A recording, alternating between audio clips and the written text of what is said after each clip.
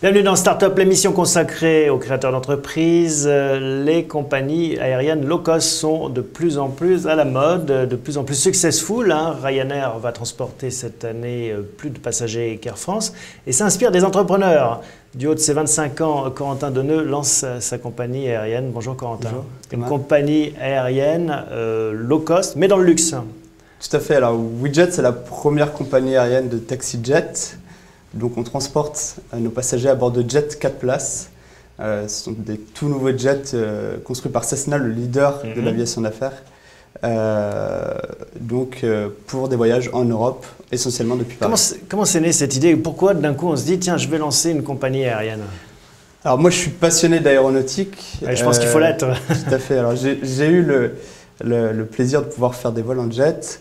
Et je me suis vraiment rendu compte de la flexibilité, de l'avantage du jet, et puis du confort surtout. Et surtout aujourd'hui, on se rend compte que finalement le service de jet est marketé comme un service de luxe uniquement. Oui, c'est pour les milliardaires, les grands patrons d'entreprise, mais ce n'est pas accessible au cadre moyen ou supérieur. Tout à fait, c'est vraiment réservé à une catégorie de personnes qui a priori les moyens. Or, aujourd'hui, on se rend compte qu'avec les nouvelles technologies, entre autres ce nouvel appareil, le Cessna Station Mustang, on arrive à avoir des prix à l'heure de vol qui sont très très bas. Et donc aujourd'hui, de quel ordre en fait, une heure de vol? Alors on propose un tarif à 2200 € l'heure de vol. Donc quand vous êtes 4 dans l'avion, ça revient à 550 € l'heure de vol. Donc complètement compétitif par rapport à une compagnie classique en business class. D'accord, et on parle d'heures de vol, pas l'arrivée, l'enregistrement des bagages et tout ça. Tout à fait, en fait. La particularité de WeJet et la simplicité vient du fait qu'on facture uniquement l'heure de vol. Donc si vous faites un Paris-Genève, que vous restez la journée à Genève et vous revenez ensuite à Paris, on vous facturera uniquement l'heure de vol, à savoir une heure de vol entre Paris et Genève. Donc en fait, ça devient très rentable, très compétitif, tout proche finalement de la business class de compagnie aérienne, mais avec la flexibilité en plus. C'était ça le déclic en fait, qui vous a dit il y a une opportunité forte. Tout à fait. En fait, on se rend compte aujourd'hui, quand on prend la moitié des vols en business class qu'on peut faire en Europe, sur plus de la moitié, en fait, WeJet est complètement compétitif lorsqu'on est 3 à 4 dans l'avion. Et avec derrière une flexibilité qui est largement supérieure. Vous partez à l'heure que vous voulez et vous allez où vous voulez. Sachant qu'on atterrit sur 1200 aéroports en Europe, ce qui est 4 fois supérieur à une compagnie classique. Alors ça, c'est l'idée. Tout le monde semble convaincu en l'entendant, j'imagine. Après, il faut passer à l'exécution, parce que des bonnes idées, il y en a plein. Le talent de l'entrepreneur, c'est l'exécution, on ne le rappellera jamais assez. Comment est-ce que vous y êtes pris après avoir décelé cette opportunité, qui existait d'ailleurs un peu à l'étranger, je crois. Il y avait des compagnies qui se lançaient un peu sur ce thème. Alors oui, il y a beaucoup, d'abord aux États-Unis, des compagnies qui sont lancées. Alors c'est vrai que les États-Unis, c'est un petit peu différent, puisque les distances sont beaucoup plus longues, donc l'avion est un peu moins adapté. Par ailleurs, en Europe, le maillage d'aéroports est tellement énorme que cet avion paraît vraiment l'avion idéal pour ces voyages en Europe. Et le projet finalement a débuté il y a 2 ans. Quand vous étiez à l'école encore, à HEC? Tout à fait, j'étais à HEC en master, j'y ai rencontré mon associé Alexandre Azoulay. Et puis on avait finalement une idée commune à partir de cet avion, de ce nouvel avion qui s'appelle le Very Light Jet, qui étaient les premiers avions à la base vraiment peu chers et peu coûteux à l'achat. Et qui permettait d'effectuer ces vols peu chers pour les clients.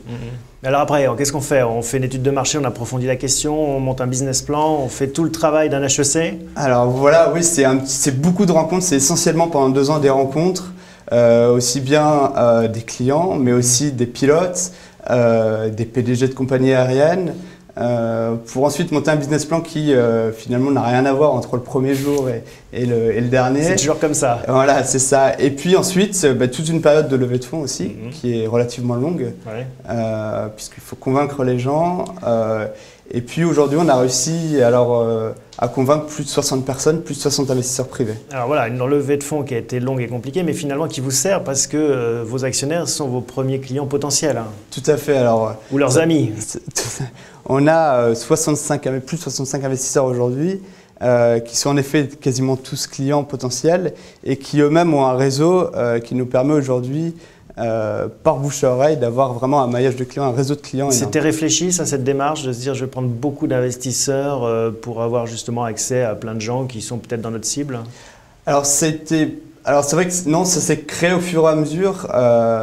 À savoir qu'on s'est vite rendu compte qu'il y avait aussi une passion de la part des investisseurs pour le projet. Et donc, on s'est un petit peu appuyé sur eux aussi pour aussi bien avancer opérationnellement qu'au niveau du commercial, etc. Et alors, c'est pas facile à gérer, j'imagine 65 personnes qui veulent en plus avoir plein d'informations, avoir à disposition peut-être l'avion. Comment est-ce que vous gérez ces 65 personnes au quotidien? Alors ça a en effet ses inconvénients, à savoir qu'il faut les informer régulièrement, il faut répondre aux questions de chacun, aux exigences de chacun, mais les avantages derrière qui sont le réseau, les appuis, ça peut être aussi bien des appuis politiques, des appuis commerciaux, des appuis opérationnels, est tellement fort par rapport aux inconvénients que ça compense. Et alors, comment ça s'est passé ces débuts? Parce que vous avez lancé donc les premiers vols, je crois, en août, c'est ça, hein, début août cette année. Comment ça s'est passé? Ça a été tout de suite un gros succès ou est-ce que ça a été compliqué? Il a fallu... Alors, on a eu les premiers vols en août 2009, en effet. Depuis, on a fait plus de 150 vols. Jusqu'à maintenant, tous les clients ont été satisfaits. On a vraiment 100% de satisfaction. Est-ce que je veux dire la demande? Est-ce qu'il y avait une forte demande? Est-ce que dès le départ, vous avez affiché complet pour ce premier avion ou est-ce que ça a été plus compliqué que ça? Alors, on a eu une opportunité avec 2 clients, en fait, avant même d'avoir l'avion. On avait de la demande. On avait un site internet en ligne qui était début 2009 en ligne et qui nous a ramené quelques clients.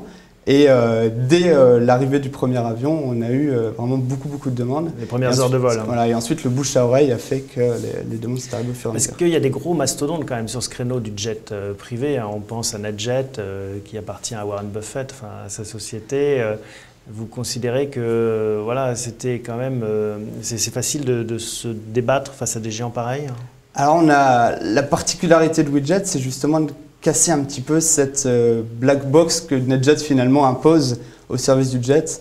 NetJet market vraiment le service jet comme un service de luxe et puis surtout met des barrières à l'entrée à ce service. À savoir que pour accéder au service NetJet, il faut acheter une carte de vol avec un tarif minimum de 125 000 € pour 25 heures. Donc c'est un prix d'entrée assez élevé.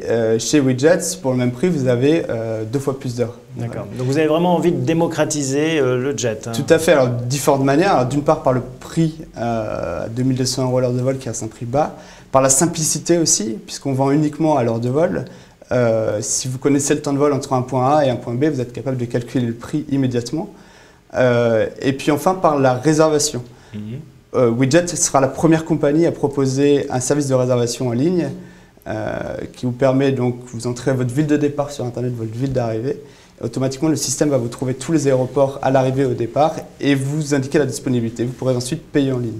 Le profil des utilisateurs, pour l'instant, c'est encore assez haut de gamme, c'est-à-dire ceux qui utilisaient déjà le jet et qui se disent « tiens, je fais une bonne affaire, je le paye moins cher » ou est-ce que finalement ça se démocratise? Est-ce que vous observez déjà les premiers effets de ça? Non, on a vraiment l'aspect démocratisation, il y est vraiment. Alors certes, oui, on a toutes les personnes, les clients qui jusqu'à maintenant utilisaient beaucoup du jet, plus gros, donc des jets 6 places qui souvent coûtent 2 fois plus cher à l'heure de vol et viennent chez WeJet puisque finalement ils ne sont que 2 dans l'avion ou 3, donc ça suffit largement pour un vol en Europe, sachant que le confort derrière est identique.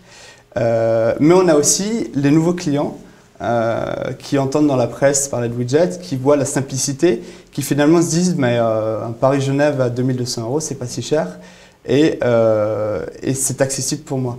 Et la crise, alors justement, vous la sentez encore dans le secteur aérien du jet privé en ce moment? Alors il est vrai que fin 2009, les vols en jet au Bourget ont largement réduit. Le nombre de décollages et d'atterrissages par jour a été divisé par 2. Cependant, chez WeJet, je dirais qu'on a presque un tarif crise, dans le sens où pour le même service, savoir flexibilité, rapidité, vous avez un prix divisé par 2 quasiment. Donc en fait, c'est presque une opportunité pour vous. Votre ambition, elle est forte, hein, vous m'avez confié, c'est créer une compagnie aérienne, hein, c'est pas de s'arrêter à un avion. Et donc comment est-ce qu'on gère cette ambition et cette croissance? Là, vous allez acheter votre 2e avion déjà? Voilà, alors le 2e avion arrive d'ici 15 jours sur le tarmac du Bourget. Alors l'idée, c'est vraiment de créer une flotte d'avions monotypes, ce qui nous permet derrière d'avoir des économies d'échelle assez importantes et puis d'avoir un service constant sur le même type d'avion. Et l'idée, c'est d'avoir d'ici 3 à 4 ans entre 10 et 15 avions. Alors, il faut le financer tout ça. Comment est-ce que vous comptez vous y prendre? Parce que l'autofinancement, même si ça marche très bien, risque d'être pas si simple. Alors, nous avons fait une première levée de fonds il y a 1 an de plus de 2 millions d'euros. L'idée étant en effet pour financer la suite de la flotte. Ça coûte combien un avion comme ça? 3 millions de dollars à peu près. D'accord. Voilà. Donc 2 millions d'euros, un peu plus. Tout à fait. 2 millions d'euros. Donc l'idée ensuite, pour financer en effet la suite de la flotte et le développement assez rapide de la flotte, est de relever 3 millions d'euros d'ici à juin 2009.